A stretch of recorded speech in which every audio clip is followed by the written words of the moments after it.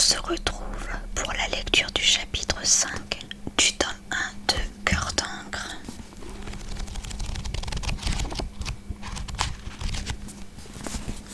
Donc la dernière fois je t'ai lu le chapitre 4.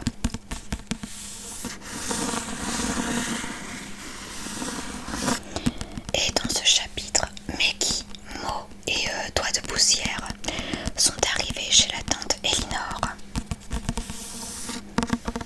Mais directement la tante Elinor a pris en grippe Maggie.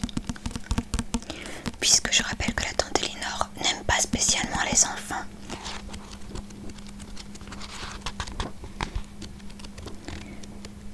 Et dans la maison où habite Elinor, il y a plein de livres. Si ce n'est que la maison n'a que ça d'ailleurs. Il y a beaucoup de livres. Et Elinor y tient beaucoup. Et d'ailleurs à la fin du chapitre, Mo a décidé de donner le livre que Capricorne recherche à la tante Elinor. Sauf que du coup Maggie l'a suivi et Doigt de Poussière également. Et à la fin du chapitre, Doigt de Poussière a poussé Maggie pour qu'elle entre dans la bibliothèque où se trouvent Elinor et Mo. Et il me semble que ça s'est fini comme ça. Donc c'est parti pour ce nouveau chapitre.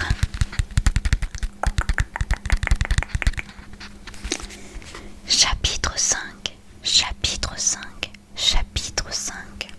Juste une illustration.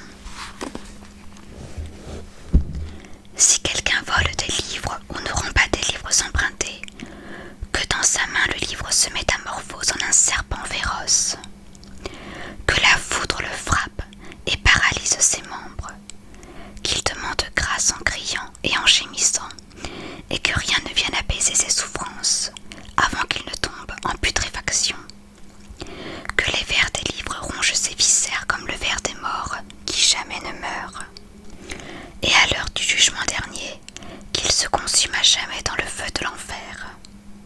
Inscription dans la bibliothèque du cloître de San Pedro à Barcelone, citée par Alberto Manguel. Ils avaient déballé le livre. Maggie vit le papier brun posé sur une chaise. Personne n'avait remarqué son entrée. Elinor était penchée sur un des pupitres et Mo était debout à côté d'elle. Ils tournaient toutes le dos à la porte. C'est incroyable, je pensais qu'il n'en existait plus aucun exemplaire, dit Elinor. On entend de drôles d'histoires à propos de cet ouvrage.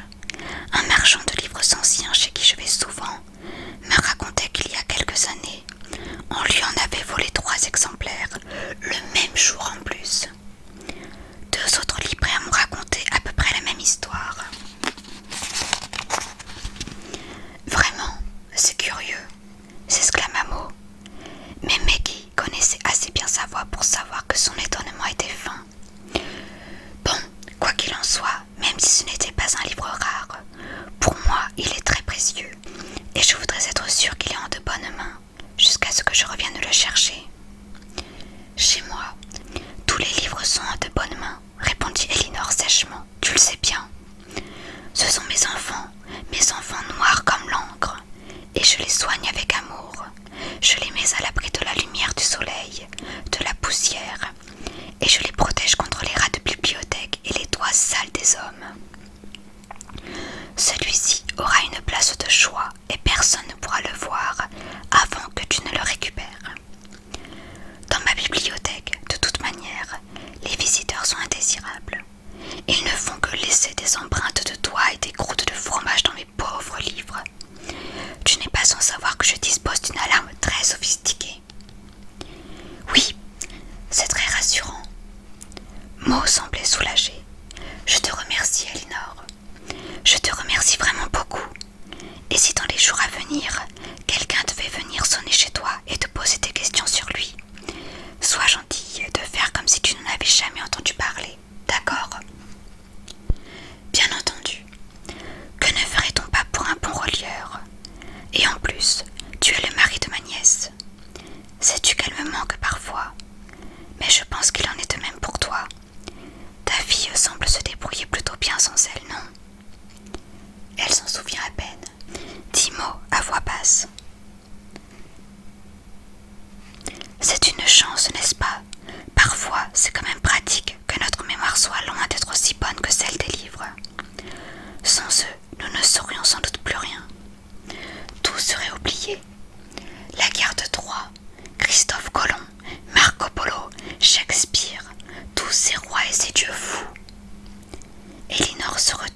et s'interrompit pétrifiée.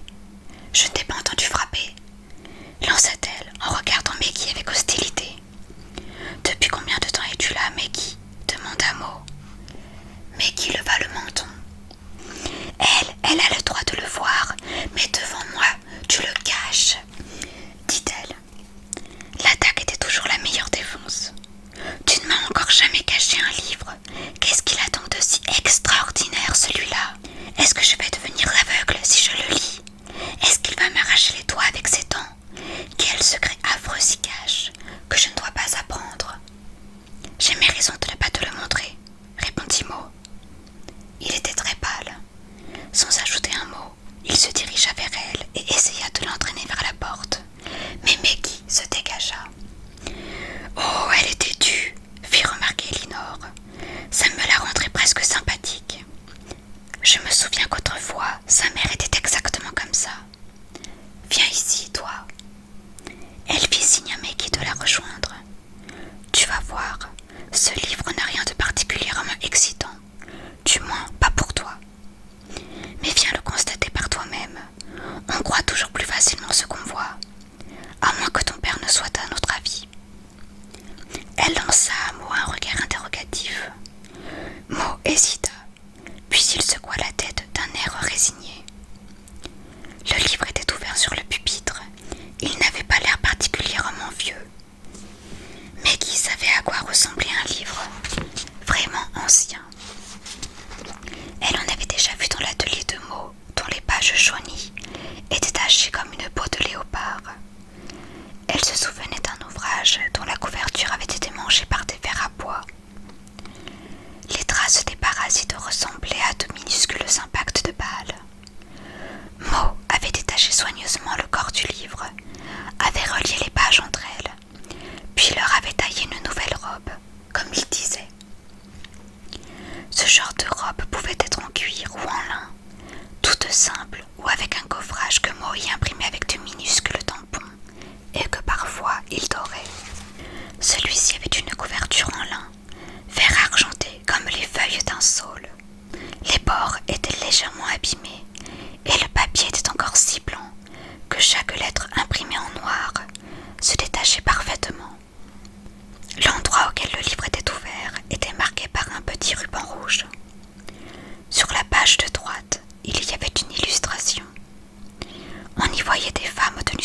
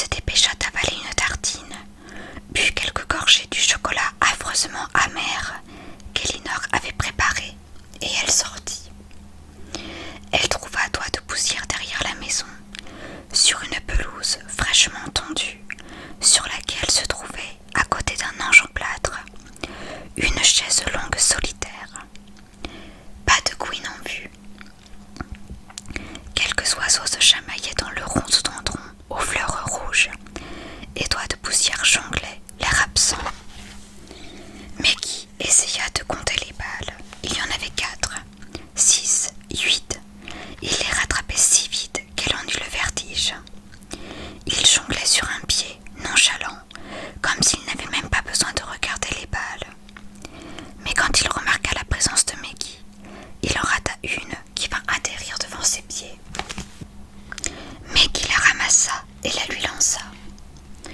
Où avez-vous appris à jongler comme ça? C'était magnifique. Doigt de Poussière s'inclina, l'air moqueur. Il avait de nouveau son drôle de sourire. C'est comme ça que je gagne ma vie, dit-il. Comme ça et avec d'autres petites choses. Comment peut-on gagner sa vie comme ça? Sur les marchés, dans les fêtes, à des anniversaires d'enfants. Tu es déjà allé sur un de ces marchés où les gens font comme s'ils étaient au Moyen-Âge. Maggie hocha la tête. Mo l'avait déjà emmenée voir ça. Elle avait découvert des choses merveilleuses, inconnues, qui semblaient tout droit sorties, non pas d'une autre époque, mais d'un autre monde. Mo lui avait acheté une boîte ornée de petites pierres et d'un petit poisson en métal vert et or, avec la bouche grande ouverte. Une bille dans son ventre creux tintait comme une clochette quand on remuait la boîte. Il y avait dans l'air une odeur de pain frais, de fumée et de vêtements mouillés, et Maggie avait vu comment on forgeait une épée et s'était cachée dans le dos de Mo, à la vue d'une sorcière déguisée. Doigt de Poussière rassembla ses balles et les mit dans son sac qui était ouvert derrière lui, dans l'herbe. Maggie se dirigea négligemment vers le sac et regarda à l'intérieur. Elle aperçut des bouteilles et de la ouate blanche, un pack de lait, mais, avant qu'elle pût en voir plus, il referma le sac. « Désolé, secret professionnel, déclara-t-il. Alors, ton père a donné le livre à Elinor, n'est-ce pas ?» Maggie haussa les épaules. « Tu peux me le dire, de toute façon je le sais. J'ai écouté à la porte. Il est fou de le laisser ici, mais bon. » Il s'assit dans la chaise longue, son sac près de lui. Une queue ébouriffée en sortit. « J'ai vu Gwyn, lâcha Maggie. »« Ah bon ?» Doigt de Poussière s'allongea et ferma les yeux. Dans le soleil, ses cheveux paraissaient plus clairs. « Moi aussi, » ajouta-t-il, « elle est dans le sac à dos. C'est l'heure où elle dort. » Je l'ai vue dans le livre. Maggie prononça ces paroles sans quitter Doigt de Poussière des yeux. Mais il ne sourcilla pas. On ne lisait pas ses pensées sur son visage comme sur celui de Mo. Le sien était comme un livre fermé, et Maggie avait le sentiment qu'il taperait sur les doigts de quiconque essaierait de lire ce qui était dedans. Elle était assise sur une lettre, poursuivit-elle. Sur un N, j'ai vu ses cornes. Vraiment. Doigt de Poussière n'ouvrit même pas les yeux. Sais-tu sur laquelle de ces milliers d'étagères cette folle des livres l'a rangée? Maggie fit semblant de ne pas entendre sa question. « Pourquoi Gwyn est-elle exactement comme l'animal du livre ?» demanda-t-elle. « Vous lui avez vraiment collé les cornes ?» Il ouvrit les yeux à moitié, à cause du soleil. « Ai-je fait cela ?» fit-il en contemplant le ciel. Des nuages passaient au-dessus de la maison d'Elinor. Le soleil disparut derrière l'un d'eux, et son ombre se dessina sur l'herbe verte, comme une vilaine tache. « Est-ce que ton père te lit souvent des histoires, Maggie ?» l'interrogea Doigt de Poussière. Maggie le regarda d'un air méfiant. Puis elle s'agenouilla à côté du sac à dos et caressa la queue soyeuse de Gwyn. « Non, dit-elle, mais il m'a appris à lire quand j'avais 5 ans. » Demande-lui pourquoi il ne te lit pas d'histoire, reprit Doigt de Poussière, et ne te laisse pas avoir avec de fameux arguments. Pourquoi? Demanda Maggie en se relevant agacée. Il n'aime pas ça, c'est tout. Doigt de Poussière sourit. Il se redressa et glissa la main dans le sac à dos. Tiens, on dirait qu'on a le ventre bien plein, constata-t-il. Je crois que la chasse nocturne de Gwyn a été bonne, pourvu qu'elle n'ait pas encore pillé un nid. À moins que ce ne soit tout simplement les petits pains et les œufs d'Elinor. La queue de Gwyn remuait de droite à gauche, un peu comme celle d'un chat. Maggie observait le sac à dos avec un certain malaise. Elle était contente de ne pas voir le museau de Gwyn. Peut-être y avait-il encore du sang dessus. Doigt de Poussière se renversa dans la chaise longue d'Elinor. « Tu veux que je te montre ce soir à quoi servent les bouteilles, la ouate et toutes ces mystérieuses choses qui sont dans mon sac ?» demanda-t-il sans la regarder. Mais il faudra attendre qu'il fasse nuit noire. Tu oserais sortir de la maison en pleine nuit? Bien sûr, répondit Maggie, vexée, bien qu'elle n'aimât pas spécialement être dehors la nuit. Mais d'abord, il faut que vous me disiez pourquoi. Vous, répéta Doigt de Poussière en riant. Non mais, tu vas finir par m'appeler Doigt de Poussière si tu continues. J'ai horreur de ce vouvoiement. Alors dis-moi tu, d'accord? Maggie se mordit la lèvre et acquiesça.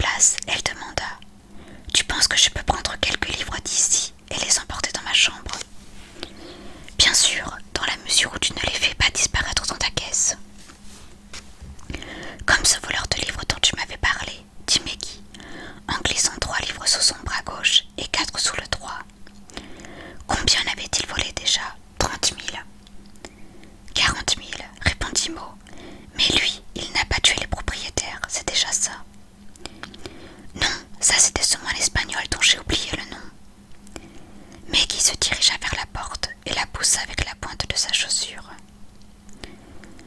Doigt de poussière prétend que Capricorne irait jusqu'à te tuer pour avoir le livre. Elle s'efforçait de garder un ton le plus neutre possible. C'est vrai, Mo. Mais qui? Mo se retourna et dirigea son couteau à papier vers elle, l'air menaçant. Va t'allonger au soleil ou plonge ton mignon petit nez dans tes livres, mais maintenant laisse-moi travailler. Et dis de ma part à Doigt de poussière que s'il continue à te raconter des âneries pareilles, je vais le découper en tranches très fines avec ce couteau. Tu ne m'as toujours pas répondu, fit remarquer Maggie en sortant avec ses piles de livres. Une fois dans sa chambre, elle étala les livres sur son immense lit et commença à lire. Des histoires sur les insectes qui se retiraient dans des coquilles d'escargots, comme des hommes dans une maison vide, sur les grenouilles en forme de feuilles et les chenilles aux épines multicolores, sur les singes à la barbe blanche, sur les fourmiliers rayés et les chats qui creusaient la terre pour trouver des patates douces. Il semblait y avoir de tout, tous les êtres que Maggie pouvait s'imaginer, et bien plus encore. Mais dans aucun des livres très savants d'Elinor, elle ne trouva un mot, un seul mot, sur des martres à cornes. Et c'est la fin de ce chapitre. Mais comme d'habitude, il y a une petite illustration que je vais te montrer, où on voit plein de livres, une porte ouverte, avec une immense bibliothèque à l'intérieur.